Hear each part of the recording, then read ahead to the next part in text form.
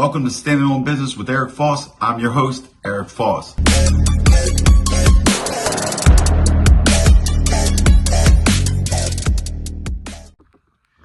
Good afternoon, everybody. Welcome to Standing on Business with Eric Foss. I'm your host, Eric Foss. All right, guys, today we're going to talk about what has really crippled and destroyed the mob. Okay, now there's a few things.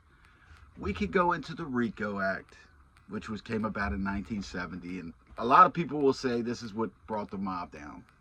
Okay, and it is a big part of it. But in this day and age, there's not that many RICOs, and there's a reason for that.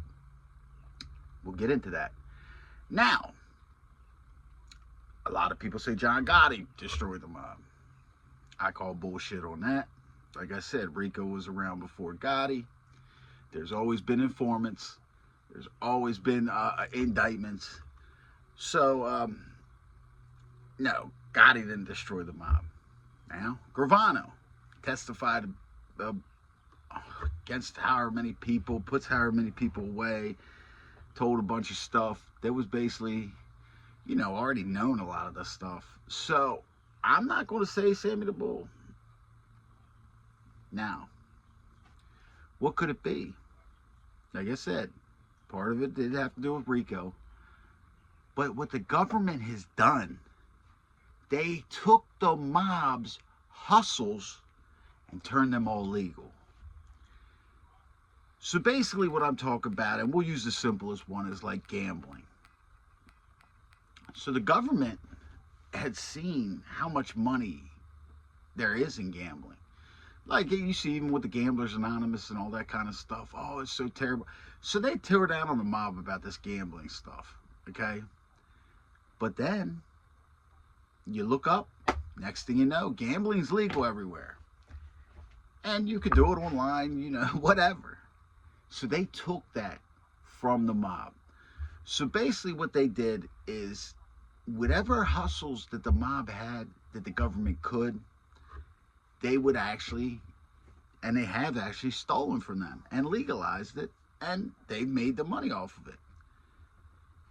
You can see what's happening now, even to this day and age, with drugs. Drug dealers are going to feel the effects of it, and they already have. And a lot of the reason why is,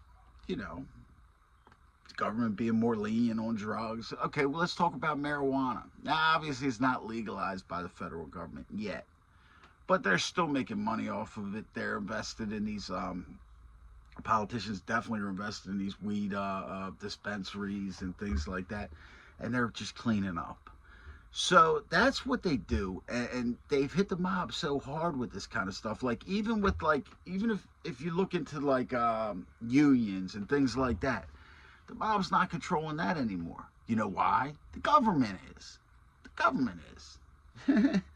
So, at the end of the day, there's no money in it. Yeah, people look at me like I'm nuts. Oh, you don't know what you're talking about. Yes, I do. Yes, I do. Your common small-time drug dealer that's going through, say, an ounce or two of coke a week, something like that, a pound of weed a week, they're actually making more money than your average mob associate. Now, at the top, you still have guys that is top heavy, but they've made investments when they had money, and that's like all the bosses and stuff. So like a person now growing up, there's a difference. Back then in the 60s, 70s, 80s, even part of the 90s, when a kid's coming up in the neighborhood, his opportunities weren't as much, like with getting an education, getting a good job, anything like that, because the mob, going into the mob, you make a ton of money with the hijacking, stuff like that. I mean, that's a lot of money. They steal. Well, they can no longer do that because of technology and things like that. So now it's just like, what is the point?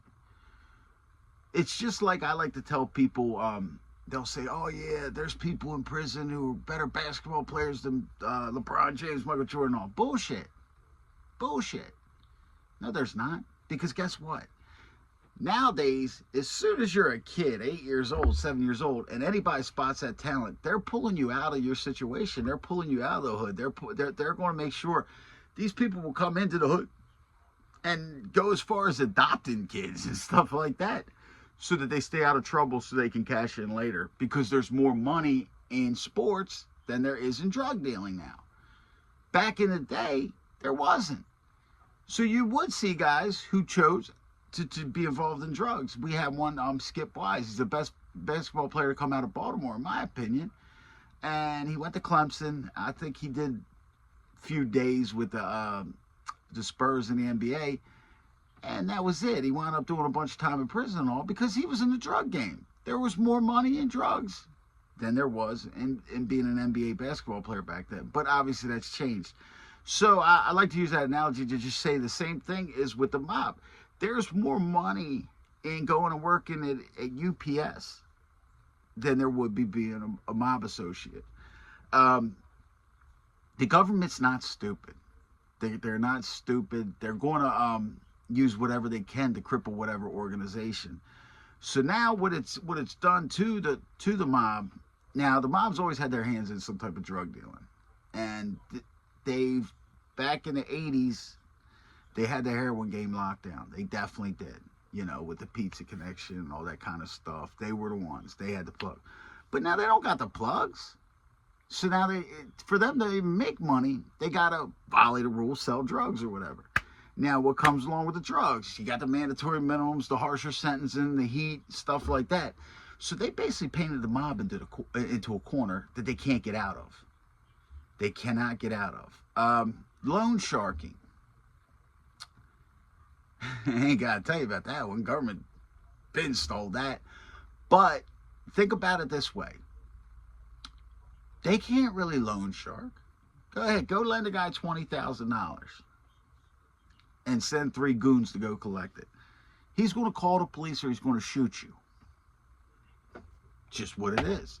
They got the no kill rule and all, which there's nothing wrong. I'm not saying they should be killing people and stuff like that, but it's just like all their power's been stripped. Like, if you want to get into the thing, like, I think like this, like about with Joey Merlino supposedly being shelved, which he probably is, and it's probably been a while or whatever. He don't want to be in that life anyway. He's making more money, legitimate. And his friends didn't turn their back on him. He had real friends. That's not just a mob family. Those were like real true friends and stuff. So it's just like, it's so washed up and dried up. And the government, like I said, a lot of people don't realize the government uses different type of tactics. Like I said, they will steal their hustle. And they have. The mob built Vegas. Government got rid of their ass. Boom, boom, boom. Took it over. Mob ain't doing shit in Vegas. You know what I'm saying? No. It's just not working like that. They, like I said, they're not stupid. And it's washed up. Nowadays, you have the guys, they're going to jail, they're going to prison, stuff like that. There's no honor. People are trying to sleep with their wives. People are doing this, people are doing that. Just a bunch of scumbaggery going on. So it's dead. It's dead. So don't believe all the hype and all this kind of stuff. Because, look, like I said, Merlino, like, I'll go this far. Merlino's co-host, Snuff, his old job, car salesman, used car salesman. Used car salesman makes more money than a mob associate all day long. All day long. It's just facts, guys. It's just facts. I know I'm going to get some trolls and say, I don't know what I'm talking about, all this kind of stuff, but okay. Look at the indictments and stuff. Like I said, the RICO acts now are indicting just street gangs and stuff like that. And when they do indict the mob, it's not no big-ass money or nothing like that. See, what they do is the government paints it like it's some big thing. Millions and millions of dollars. That's not profit. Okay, there was some gambling. That's paper. But people's names written on paper and stuff. And like I said, it's not all profit. And now that the only customers that the mob will really have in the gambling type of market is the deadbeats. Because you don't got to put the money up. So these are the people who can't put no money up. And they're just wishing on a prayer. So it's dead. Dead, gone. See ya. the Skinny Joey Merlino podcast is going to make more money than being supposed mob boss of Philly. I'm sorry, it just is. The only thing that he might be mad about the shelf thing, which I don't even think he is like maybe feel a certain type of way, like if somebody would shun him. But I don't think that that's happening to him, because this is all they're talking about. New York. He's in Philadelphia. His friends are in Philadelphia. These are tight people, man. These are street dudes. They grew up together and shit. It's really, it's not even really the mob, you know. They're just friends. So at the end of the day, I think Merlino is a lot better off, and he's protected from being federally indicted because he's not in their life anymore. What they accused him of being. But anyway, guys, just want to jump on here real quick, and probably be back on later on today. Just remember, until next time, always stand on business. Remember to like and share. All right, guys, I'll see you later.